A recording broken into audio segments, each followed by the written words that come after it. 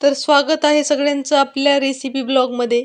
आज मस्त अशी छान आपण इडली बनवली आलेली आहे एकदम सुती कपड्यावर. जशी साऊथ इंडियन रेसिपी असते तशीच आज आपण ट्राय केलेली आहे. आज इडली पात्राचा वगैरे काहीही वापर केलेला नाही. छान असं आपलं बॅटर रेडी आहे. काल रात्रीच मिक्सरमधून काढून ठेवलेलं होतं मी, ते छान फुगलेलं आहे. त्यात सोडा वगैरे काहीही ॲड केलेला नाही फक्त मीठ ॲड केलेलं आहे. 2 चमचे तेल घालायचे आपल्याला. त्याने इडली आपली छान अशी मऊ होते. आणि त्याच्यासाठी एक आयडिया केलेली आहे की एक कपडा घेतलेला आहे कॉटनचा.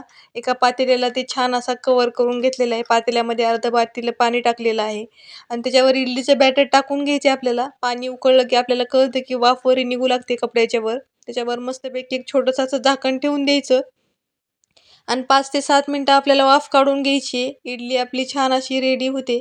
मस्तपैकी त्याला छान असं कव्हर करून ठेवून द्यायचं. 5 ते 7 मिनिटं झालेली आहेत. मस्तपैकी आता झाकण मी काढून घेतलेलं आहे. छान अशी टम्म आपली इडली फुगलेली आहे. आपण इडली पात्रातली इडली तर आपण नेहमीच खातो, पण कधी तुम्ही या प्रकारेही बनवून बघा. एक इडली खाल्ली की माणसाचं पूर्ण पोट भरतं एवढी मोठ्या साईजची इडली आहे. तुम्ही बघू शकता.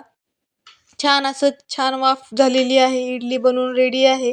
तुम्हालाही ट्राय करायची असेल तर तुम्हीही ट्राय करू शकता.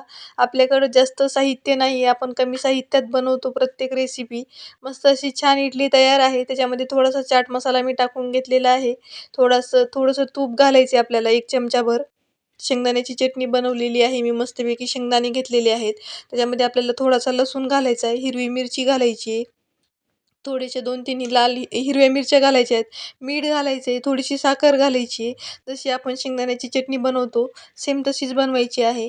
मीठ घालायचे, थोडंसं फिरून घ्यायचं, थोडंसं पाणी ॲड करायचं आपल्याला, थोडीशी पातळ बनवायची आहे आणि आपली इडली आणि चटणी तयार आहे. कशी वाटली रेसिपी नक्की कळवा. आवडली तर लाईक करा, एक वेळेस ट्राय करा. आपल्या चॅनलला सबस्क्राईब करायला विसरू नका.